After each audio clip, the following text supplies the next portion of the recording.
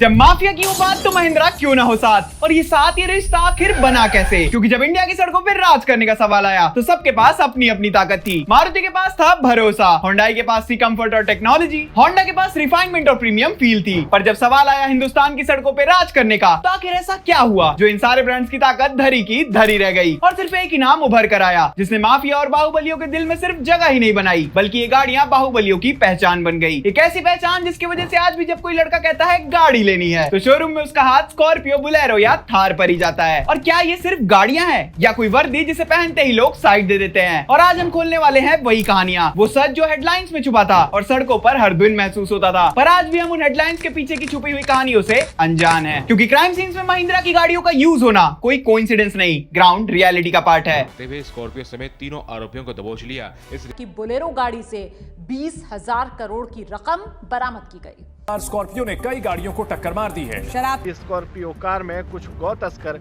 गायों को भरकर ले जा रहे हैं, क्योंकि भारत के हर कोने से पुलिस की फाइल्स भरी पड़ी हैं उन रिपोर्ट से जहां महिंद्रा की गाड़ियों ने क्राइम में डायरेक्ट पार्ट लिया। एक रिसेंट केस में मंगलुरु पुलिस ने एक सफेद बोलेरो पकड़ी जो उड़ीसा से 120 केजी आ रही थी। साधारण और सज्जन होने के दिखने के कारण बुलेरो बन गई थी एक परफेक्ट स्मगलिंग राइड। ना ज्यादा शोर ना ज्यादा दिक्कत। एक और धमाकेदार केस में वेस्ट बंगाल पुलिस ने 98 लाख की एक्सटॉर्शन मनी पकड़ी और वो भी छुपी थी स्कॉर्पियो के स्पेयर टायर के अंदर। और जब ऑफिसर्स ने स्पेयर टायर खोला तो लिटरली होश उड़ गए। और यूपी के बिखरू वाले एनकाउंटर के 2 साल बाद भी जब पुलिस गैंगस्टर विकास दुबे की प्रॉपर्टी ढूंढ रही थी तो उनको उसकी पर्सनल स्कॉर्पियो मिली, एक गाँव के गोडाउन में छुपी हुई, अभी भी उसके नाम पे रजिस्टर्ड थी। एक्सटॉर्शन से लेके भागने तक महिंद्रा के एसयूवीज ने सिर्फ क्राइम का विटनेस नहीं बनी, वर्ल्ड की कहानियों का असली हिस्सा बन चुकी हैं। पर सवाल यह है कि क्यों सिर्फ महिंद्रा ही, डॉन्स और गुंडे बार बार सिर्फ इन्हीं देसी एसयूवीज को क्यों चूज करते हैं। और इस सवाल का जवाब तुम्हें इस कहानी में जरूर मिल जाएगा। लेकिन एक कहानी में हीरोइन का होने से ज्यादा जरूरी है विलन का होना, क्योंकि रोमांटिक सॉन्ग तो आजकल 2 मिनट में खत्म हो जाते हैं, लेकिन कुर्सी की दुश्मनी 3 पिक्चर तक खत्म नहीं होती। कौन सी पिक्चर की बात कर रहा हूँ मैं? हाँ मेरी जान, मैं बात कर रहा हूँ the OG SUV Tata safari की, क्योंकि यही एक ऐसी गाड़ी है जिसके बिना कहानी अधूरी है। क्योंकि 90s के एंड में लॉन्च हुई इंडिया के वीआईपीज और डॉन की पहली पसंद, लेकिन फिर ऐसा क्या हुआ कि इंडिया की सड़कों पे राज करने वाली गाड़ी का राज अचानक से खत्म हो गया और महिंद्रा ने पूरा गेम पलट दिया। तो कहानी शुरू होती है आज से 23 साल पहले जब स्कॉर्पियो लॉन्च हुई थी और सफारी के कंपैरिजन में स्कॉर्पियो सस्ती थी, चलाने में हल्की फील होती थी और देखने में शायद इसकी सुंदरता वर्ड्स में बयां कर पाना मुश्किल है। स्कॉर्पियो का डीजल इंजन रिलायबल था, बॉडी रोल भी कम था और महिंद्रा ने उसको फुल एग्रेशन के साथ मार्केट में उतारा था कि भाई यही है असली एसयूवी। क्रिमिनल्स ने भी ये समझा कि ज्यादा पैसा क्यों उड़ाए सफारी पे जब स्कॉर्पियो सस्ती है और ज्यादा काम की है। और साल 2000 के एंड तक स्कॉर्पियो ने सफारी से माफिया का टैग छीन लिया और सफारी से ब्रेकअप करने के पीछे माफियाज के पास 3 बड़े रीजन थे।